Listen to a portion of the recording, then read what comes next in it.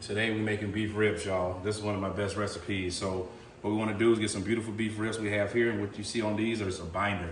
You always need a binder because you want the seasoning to stick on it. So how I made my own specialized binder was I took some Dijon mustard, took some avocado mayo, took some avocado oil, and also some minced garlic, and I mixed it all together into this. And you want to just spread it all over it to create like a thin layer, right? And then over here we have our seasoning. So you can put together your own blend, but I put together some onion powder, some garlic powder. So I'm using this McCormick's chili garlic tri-tip. This is amazing, very coarse. Okay. So now we got this binder on. What we're gonna do is just simply sprinkle heavily, handsomely, all over your meat. Back and forth, side to side. And then you wanna really pack it down in there so you get a real good stick to it. And what I'm doing is just kind of lightly hit it on all sides, and then I'm gonna go through here and I'm gonna just really pack it in. All right, so we got our grill hooked up, man. Got some hot coal. I soaked some wood chips because I want to also make it smoky.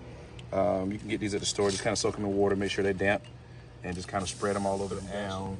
Meat side first, like so. As long as it works. What we want to do, go ahead and lay that top down. And we're gonna let these sit, probably smoke out for about a good 10 minutes. Flip in between, so 5 minutes on each side. Should be a real good smoky flavor once we're done, and we'll come back and let you know how it looks. So what we want to do now is we want to take it out and just take a look and see how we're looking. Look at that, we got a real nice bark on those. Very beautiful color, very smoky color. So we're just gonna go ahead and line these up. Perfect fit. And what we want to do is add a little moisture to these. Some people use barbecue sauce. I want to add a little bit of that butter water that I had. It really doesn't matter. The seasoning is already deep in these. So we're just going to add a little moisture to it because it's going to go in the oven. And we want this moisture to basically create like a steam effect. Now what's next, guys? Come follow me. We're going to go to the oven. Let's go. So we got our oven preset at like 265, 250. It really doesn't matter. We can go ahead and throw these in here. We're going to set our timer. Let's see, we're gonna set our timer for 2 hours and 30 minutes, just because we cooked them on the grill so long. And that's it. So when we come back, we're gonna see what we're looking like. We get to try the food. These look simply amazing. Been a long day of cooking. Nice bark on these. So let's try it out.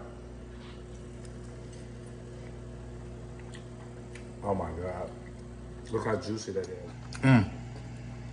Oh, y'all. So, that's my rib recipe. Try it yourself, mix it up. Until next time. Next time.